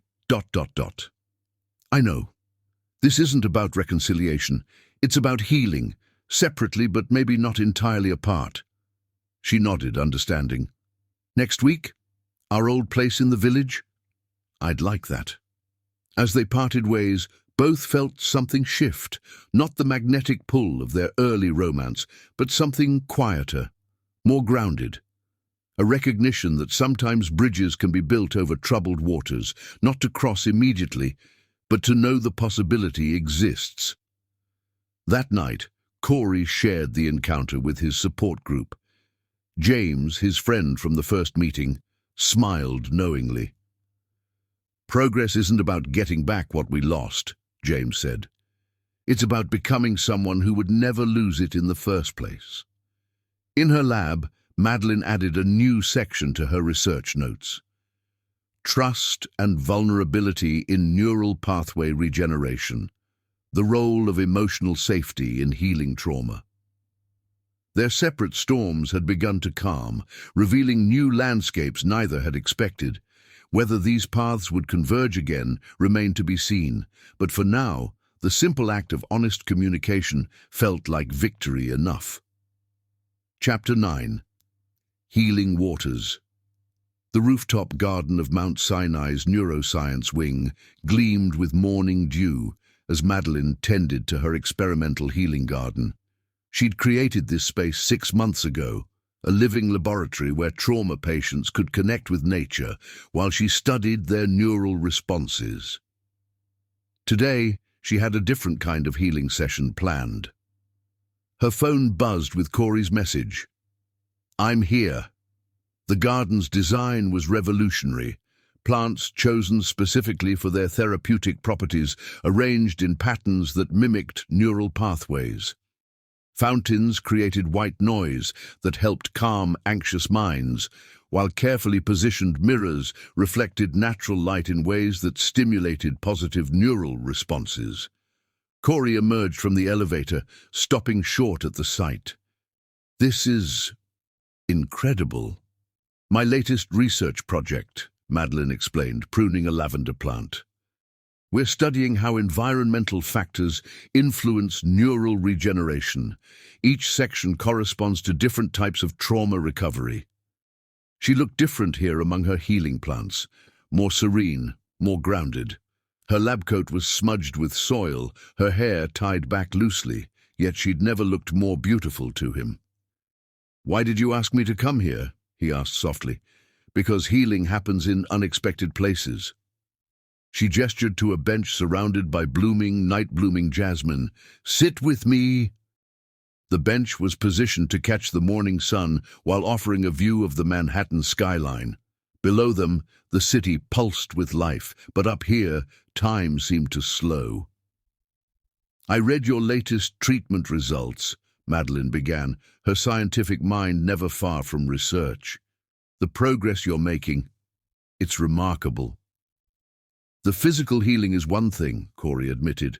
"The emotional work is harder, learning to trust myself again, to believe I'm worthy of connection. That's actually why I asked you here." She pulled out her research tablet. "Look at these brain scans, before and after environmental therapy in this garden. See how the neural pathways respond to natural patterns." The images showed dramatic changes, areas once dark with trauma, lighting up with new connections. "The brain seeks harmony," she continued. "When we provide the right environment, healing happens naturally. It's not forced, it's facilitated." "Is that why you created this space, for your patients?" "Initially." She set the tablet aside. "But I realized I needed it too. After everything, I struggled to trust my own judgment. This garden became my healing space." A monarch butterfly landed on the lavender between them, its wings catching the sunlight. "The butterflies started coming about a month ago," Madeline smiled. "They shouldn't be this high up, but somehow they found us. Now I'm studying their impact on patient recovery rates." "Always the scientist," Corey said fondly. "Science helps me make sense of things. Like us." She turned to face him fully. "Do you know what I see when I look at your latest brain scans?" "What?" "Courage. Each new neural pathway represents a moment you chose truth over fear, vulnerability over protection. You're literally rewiring your brain through brave choices." Her words touched something deep in him. "I couldn't have done it without your research showing it was possible." "That's just it, Corey. I can study neural regeneration forever, but the actual healing, that comes from within. You did that. You faced your fears, spoke your truth, did the hard work." A gentle breeze carried the scent of jasmine between them. In the distance, a church bell chimed 9 times. "There's something else I wanted to show you," Madeline said, standing. She led him to a secluded corner where a quantum sensor array was set up among the plants. "We're measuring the energy patterns between people during healing conversations. The data is fascinating." She activated the display, and holographic patterns appeared in the air between them, swirling, dancing, responding to their presence. "These are our current energy patterns," she explained. "Watch what happens when we're honest with each other." "How do you mean?" She took a deep breath. "I miss our friendship, Corey, not just the romantic parts. I miss how our minds work together, how we see possibilities others don't." The holographic patterns shifted, becoming more harmonious. "I miss that too," he said softly. "More than I can say." The patterns danced brighter. "The quantum sensors don't lie," Madeline smiled. "They show what we sometimes can't say, that there's still a connection between us, changed but not broken." "What do we do with that?" She considered carefully. "We honor it. We let it guide us toward whatever form of healing serves us both. No pressure, no expectations, just truth and possibility. A group of butterflies danced through the holographic display, creating new patterns of light and shadow. "I have my own truth to share," Corey said. "Watching you here, in this garden you created to help others heal. You're magnificent, Madeline. Not just brilliant, but deeply compassionate. I see now what I couldn't before, that you would have understood, would have helped me face my fears if I'd trusted you." The quantum patterns pulsed with intensity. "We can't change the past," she said gently, "but maybe we can build something new, something based on complete honesty from the start." "What are you suggesting?" "Partnership. Not romantic, not yet. But there's important work to be done here." She gestured to the garden, the sensors, the city beyond.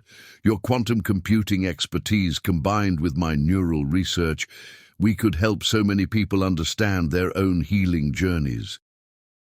A collaboration. More than that. A revolution in how we understand trauma and recovery. Your story, combined with the scientific data, it could change everything. The morning sun had risen fully now, painting the garden in gold. Below, the city hummed with energy, but up here something profound was taking shape. "What would this partnership look like?" Corey asked. "We start with research, combining quantum analysis with neural pathway studies. We create healing spaces like this in hospitals worldwide. We use technology to understand the science of emotional recovery." Her eyes shone with possibility. "But most importantly, we do it together, as equals, with complete transparency." The quantum patterns between them had stabilized into a complex, beautiful geometry. "Look," Madeline pointed to the display. "Perfect resonance. Our energy patterns are aligned even as we discuss this logically. Science confirming what our hearts already know, that we're stronger together than apart." Corey watched the butterflies dance through their quantum reflection. "Partners?" "Partners." She held out her hand. "In healing, in science, in truth." When their hands clasped, the quantum display erupted in patterns too beautiful to describe. Science and emotion, logic and love, past and future, all merging into possibility. "There's something else," Madeline said softly. "The garden is expanding next month. We'll need someone who understands both the technical and personal sides of healing to help guide its development." "Are you offering me a job, Doctor?" "Winifred, I'm offering you a chance to turn your journey into hope for others." She squeezed his hand. "What do you say?" His answer was written in the quantum patterns that danced between them, in the butterflies that seemed to approve, in the healing garden that had brought them to this moment of new beginning. As the morning wore on, they walked the garden paths, discussing plans, sharing ideas, building something new from the ashes of what was lost. They were different people now, stronger, wiser, more honest with themselves and each other. Around them, the garden bloomed with possibility. Butterflies danced through quantum light, and healing took on new forms they had yet to discover. Together. Chapter 10. Rising Tide. Dr. Martinez's office felt different with both of them there. Corey sat in his usual armchair, while Madeline chose the small sofa, maintaining careful physical distance between them. It had been her idea to try joint therapy sessions, sparked by their weekly coffee conversations and her research findings on collaborative healing. "Thank you both for being here," Dr. Martinez began. "This is a significant step. Before we start, I want to establish that this space is about healing, not necessarily reconciliation. Are you both clear on that?" They nodded. Corey's hands were clasped tightly in his lap, while Madeline sat perfectly straight, her researcher's notebook ready. "Madeline," Dr. Martinez turned to her, "what made you suggest joint sessions?" She glanced at Corey before answering. My research shows that trauma healing is more effective when done in a supportive environment, and despite everything that happened between us, I believe we can support each other's healing journeys, even after the breach of trust. Perhaps because of it, she squared her shoulders. Understanding how trust breaks and rebuilds is crucial to my work, and, she hesitated, to my own healing. Corey's head snapped up. Your healing? Yes, Corey. Your deception traumatized me. It made me question my judgment, my worth, my ability to trust not just you, but myself. The words hit him like physical blows. I never meant... I know you didn't mean to hurt me, she cut in gently, but intention doesn't negate impact. That's something we both need to understand if we're going to help each other heal. Dr. Martinez nodded approvingly. Excellent insight. Corey, how does hearing this make you feel? Ashamed. His voice was rough, but also grateful. That even after I hurt her, Madeline is willing to be here to help me understand the full impact of my actions. Your shame response is decreasing, Dr. Martinez noted. 6 months ago, this conversation would have sent you into a defensive spiral. The group sessions help. Hearing other men talk about shame, about vulnerability, it's changing how I see myself. Madeline made a note in her book. The communal aspect of healing appears consistently in the data. Always the scientist, Corey said softly, fondly. Their eyes met briefly before both looked away. Let's talk about boundaries, Dr. Martinez suggested. What do you each need to feel safe in this space? Honesty, Madeline said immediately. Complete honesty, even when it's uncomfortable. Patience, Corey added, understanding that healing isn't linear. They spent the next hour establishing parameters for their joint sessions. Madeline shared how her research on neural pathway regeneration paralleled emotional healing. Corey talked about his progress in group therapy and with medical treatment. I have a suggestion, Doctor, Martinez said near the end. Would you both be willing to participate in a trust-building exercise? They agreed cautiously. Corey, I want you to share something you're currently struggling with, not from the past, but right now. Madeline, your role is to listen without judgment. Corey took a deep breath. Lately, I've been having anxiety about physical touch. Not just intimate touch, but any kind. I find myself flinching when people try to shake hands at business meetings. The shame is less, but the fear, it's like my body is remembering every rejection, every failure. Madeline's pen had stilled. Her eyes held compassion rather than pity. That actually makes neurological sense. The body stores trauma memories in cellular pathways. Your nervous system is protecting you from perceived threats. Can it be reprogrammed? Corey asked. Yes. She turned to a fresh page in her notebook. Through gradual exposure in safe environments, new neural pathways can form. The key is not forcing it, but building trust with your own body first. Dr. Martinez watched their interaction with interest. This is exactly the kind of collaborative healing I hoped for. You both bring unique perspectives and knowledge to this journey. The session ended with homework. Corey would continue his exposure therapy, while Madeline would document parallel patterns between emotional and neurological healing. In the elevator afterward, they stood in comfortable silence until Madeline spoke. Would you be interested in participating in our research study? Your journey could help others struggling with similar issues. You want me to be one of your test subjects? A participant, she corrected. Your experience, especially combined with the therapy work you're doing, could provide valuable data. He considered it carefully. Would we be working together, directly? No, you'd work with my research team. I think it's better to maintain some professional distance. Agreed. He smiled slightly. Dr. Winifred. The use of her professional title made her smile too. I'll have Katie send you the paperwork. As they reached the lobby, Corey paused. Coffee next week? Actually, Madeline hesitated. Isabella's organizing a fundraiser for the research center. Would you consider attending? Ocean Tech's support would mean a lot to the project. Of course, just send me the details. They parted ways on the sidewalk, each heading to their separate offices, but something had shifted between them. A new understanding, a bridge being built not from romance, but from mutual respect and shared purpose. That evening, Corey shared the development with his support group. Joint therapy with your ex? James whistled. That's brave. It feels right, Corey said. We're both scientists at heart, approaching healing through research, through understanding. It gives us common ground that isn't clouded by our history.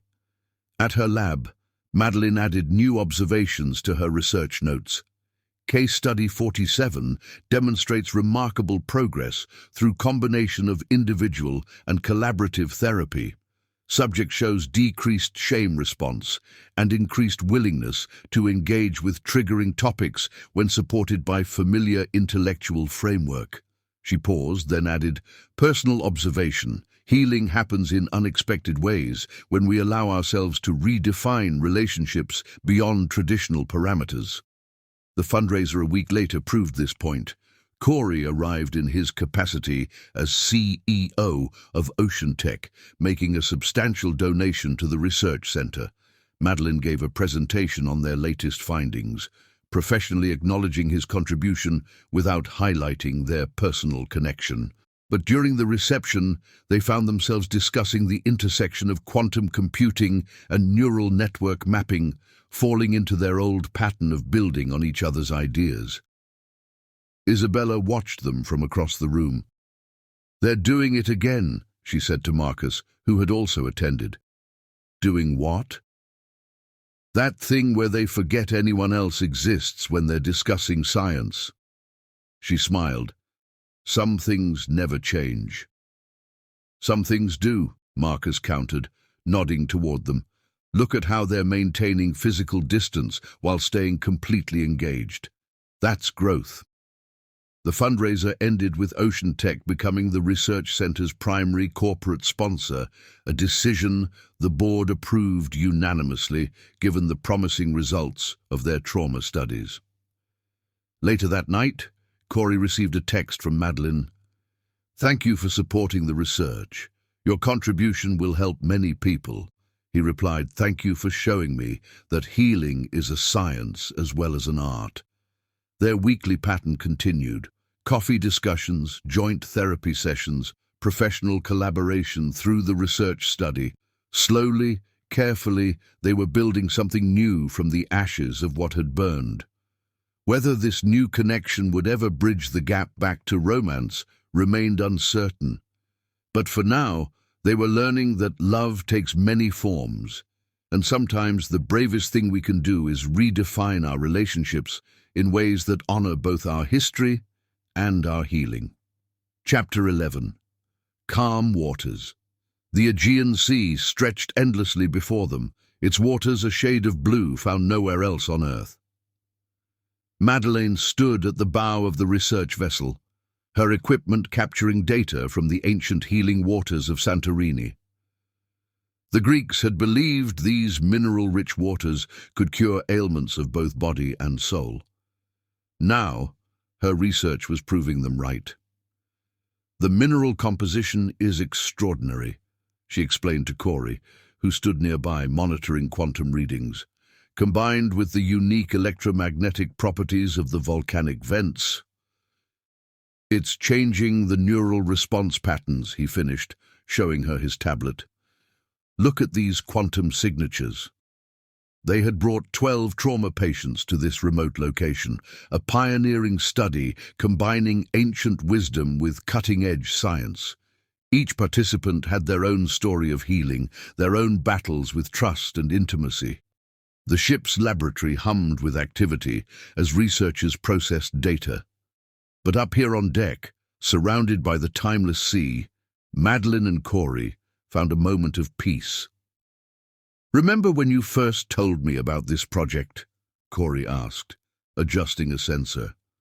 I thought you were crazy to think ancient healing sites could have measurable effects on neural regeneration. And now? Now I'm watching quantum patterns I've never seen before. These waters, they're doing something science can't fully explain yet. A dolphin breached nearby, its sleek form catching the Mediterranean sun. The patients on the lower deck exclaimed with delight, another variable in their healing journey. "Dr. Winifred!" Katie called from below. "Patient 7's readings are off the charts." Patient 7, Madeline murmured, the composer who lost his ability to feel music after trauma. They hurried to the observation deck where a middle-aged man sat with tears streaming down his face, headphones around his neck. "I can hear it again," he whispered. "The music. It's all coming back." The monitors showed unprecedented neural activity, new pathways forming in real time. But more remarkable was the quantum resonance pattern that surrounded him, visible through Corey's specialized equipment. "It's like his quantum signature is harmonizing with the water's frequency," Corey marveled. "Look at these coherence patterns." Later that night, after the patients had retired to their cabins, Madeline and Corey sat on the observation deck beneath a blanket of stars. The Aegean wrapped them in gentle sounds, a timeless lullaby. "We're on to something revolutionary here," Madeline said, reviewing the day's data. "The combination of these waters' mineral properties, the quantum field effects, and the psychological impact of this ancient healing place." "It's more than that," Corey interjected softly. "Today, watching Patient 7, it reminded me of my own journey. That moment when healing stops being something you pursue and becomes something you embody." She looked at him then, really looked at him. Gone was the haunted executive who had hidden from his truth. In his place sat a man who had made peace with his path. "The ancient Greeks believed these waters could heal any wound," she said, "but they also believed healing required complete surrender to the process. Like trust," he mused. "You can't half-trust.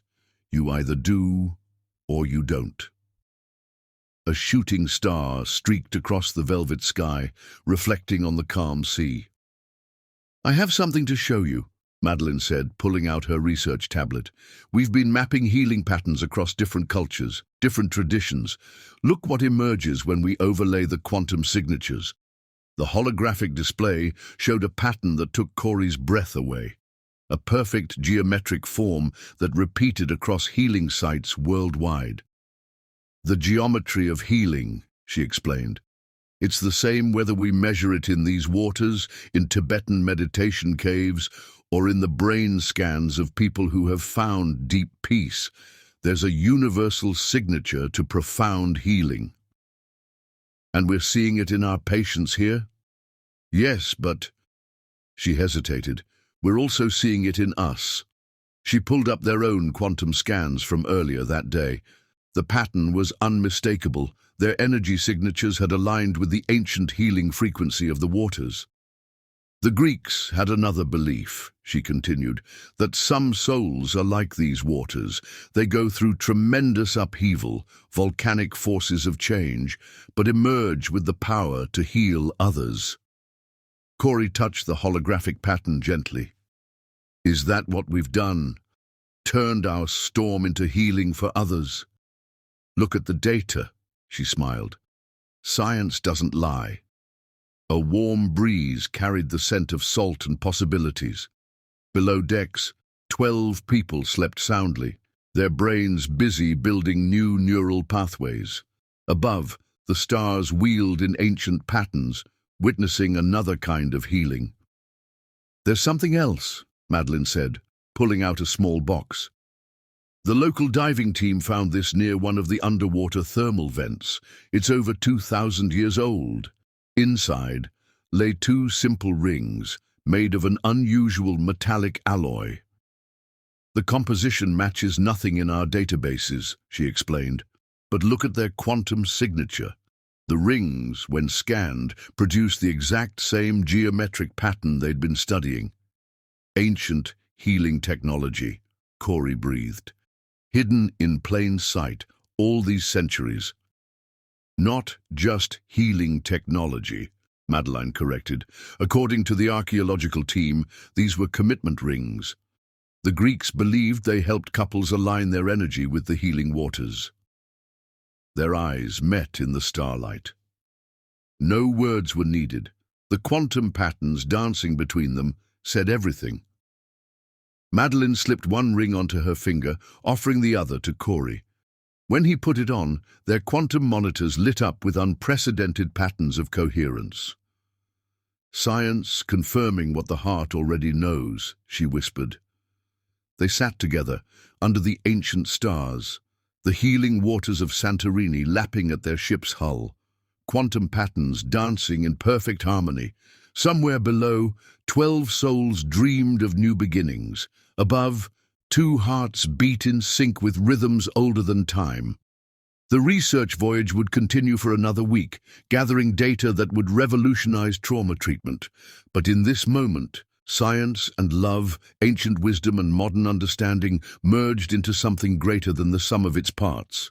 They had traveled far, across oceans of pain, through storms of truth to reach these calm waters. Now, wearing rings that carried centuries of healing wisdom, they prepared to help others navigate their own journeys to wholeness. The night wrapped around them like a blessing as the eternal sea sang its song of renewal, transformation, and love that transcends time itself. Chapter 12. Ocean's Depth. Moonlight painted silver paths across the waves as Corey and Madeline walked hand in hand along their private beach. 6 months had passed since their vow renewal, each day bringing them closer, healing deeper. Tonight was different. Tonight marked the completion of Corey's treatment program, and his therapist had given news that changed everything. Complete neural pathway regeneration, Madeline marveled, her scientific mind still processing the results. The combination of psychological and physical therapy created entirely new pathways. "Thanks to your research," Corey said softly, pulling her closer. "You never stopped believing healing was possible." They reached their favorite cove, where string lights had been artfully arranged in the surrounding trees, casting a magical glow over the sand. Rose petals formed a path to a luxurious blanket laid out with champagne and Giuseppe's finest tiramisu. "What's all this?" Madeline asked, though her heart already knew. Corey's eyes shone with love and certainty. "This is where our new story began, where we chose to rebuild what fear had broken. Tonight I want to show you that your faith in healing, in us, wasn't misplaced." He led her to the blanket, pouring champagne into crystal flutes. "Do you remember what you told me in therapy? That true intimacy starts with emotional vulnerability." "I remember." Her voice was soft with emotion. "You taught me that love isn't about perfection. It's about acceptance, growth, and fighting for each other." He touched her face gently. "Tonight, I'm completely healed. But that's not what matters most. What matters is that we healed together, found strength in our broken places." Madeline's eyes glistened with tears. "We did it together." "Together," he agreed, drawing her close. Their kiss was different from all the ones before, deep, passionate, free from any hesitation or fear. The moonlight wrapped around them like silk as they explored this new dimension of their love. Every touch carried the weight of their journey. Every kiss tasted of triumph over fear. The sound of waves provided a rhythm to their passion, nature itself celebrating their victory over doubt. Later, wrapped in soft blankets under the stars, Madeline traced patterns on Corey's chest. "Your heart's beating so strong. It knows who it belongs to." He kissed her forehead. "You know they're calling your research revolutionary. The Winifred method is being implemented in treatment centers across the country." "Our research," she corrected. Your journey provided the breakthrough data we needed. Now others will find hope in your story. Hope, he mused, holding her closer. A year ago, I was drowning in shame. Now I'm helping other men face their fears. Life has a strange way of turning storms into salvation. They made love again as dawn painted the sky in shades of promise, their passion deeper for having waited, for having healed, for having chosen each other despite every obstacle. As the sun rose fully, they sat wrapped together on their blanket, watching the day begin. "Move in with me," Corey said suddenly. "Not to the penthouse. Let's find a new place, something that's ours from the start." Madeline smiled. "I was wondering when you'd ask." "Yes. Really? Really?" She kissed him softly. "Besides, the research center's new building is opening next month. It makes sense for the center's director to live closer." "About that?" Corey's eyes twinkled. "The board voted yesterday. The Ocean Tech Winifred Institute for Neural Regeneration is officially funded for the next decade." Happy tears spilled down her cheeks. "You did that?" "We did that. Our story, our research, our healing, it's going to help thousands of people, Madeline. This is just the beginning." They walked back to the beach house as the world awakened, their bodies and souls finally completely united. Inside, Corey pulled her into their bedroom, unwilling to stop touching her. "I love you," he whispered against her lips. "Every part of you, the brilliant scientist, the compassionate healer, the woman who taught me that vulnerability is strength." "I love you," she answered, drawing him closer. "The man brave enough to face his fears, to choose truth over shame, to help others find their way to healing." Their passion ignited again, stronger with each touch, each kiss deeper than the last. They had learned that physical intimacy was just one expression of their love, beautiful and precious, but made more meaningful by the emotional intimacy they'd built. As they lay tangled in sheets later, planning their future between kisses, both marveled at how far they'd come. From broken trust to complete unity, from shame to celebration, from fear to absolute freedom in their love. Their story would be told in medical journals and research papers, offering hope to others facing similar struggles. But the real miracle wasn't in the scientific breakthrough. It was in two hearts that chose to fight for love, to face fears together, to believe in healing even when the storms seemed endless. The ocean waves continued their eternal dance outside their window, but Corey and Madeline had found their perfect rhythm. In sync with each other, with their truth, with their destiny. Their love had weathered the storm and emerged stronger, deeper, more beautiful for having been tested. This was their real happily ever after, not a fairy tale ending, but something far more precious. A love story written in truth, sealed with healing, and promised to last for all their days to come. Beautiful lessons from silent storms. Dear readers, this story carries several precious lessons about love, trust, and healing that I hope will touch your hearts. 1. True love requires complete trust. The deepest lesson from Corey and Madeline's journey is that love without trust is like a house built on sand. No matter how strong our feelings, how perfect things seem on the surface, relationships need the foundation of complete honesty to survive life's storms. 2. Healing takes courage. Corey's struggle teaches us that sometimes the hardest person to be honest with is ourselves. His journey shows that true strength isn't in hiding our vulnerabilities, but in having the courage to face them. When we hide our struggles out of shame, we deny ourselves the chance to heal and grow. 3. Partners in healing. Through Madeline's character, we learn that love means being willing to face challenges together. Her background as a scientist who studies healing reminds us that understanding and support can transform even the deepest wounds into opportunities for growth. The power of second chances. Their story shows us that while trust, once broken, is difficult to rebuild, it's not impossible. Sometimes relationships must break completely before they can be rebuilt stronger than before, like a broken bone that heals more resilient at the point of fracture. 5. Breaking the silence. For men struggling with intimate issues, this story carries a special message. You are not alone, and there is no shame in seeking help. Your worth as a person, as a partner, isn't diminished by your struggles.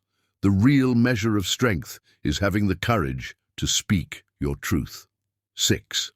The price of secrets. We learn through their pain that keeping secrets to protect someone we love often causes more damage than the truth would have. When we deny others the chance to support us through our struggles, we also deny them the chance to love us completely. 7. Love's transformation. Finally, their journey teaches us that true love isn't about finding perfection.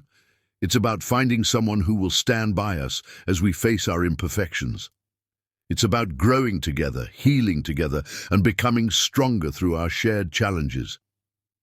Remember, dear readers, in your own relationships, choose truth over comfort, choose vulnerability over protection, choose growth over stagnation, choose healing over hiding, and most importantly, if you're carrying burdens similar to Corey's, know that you deserve love, understanding, and support.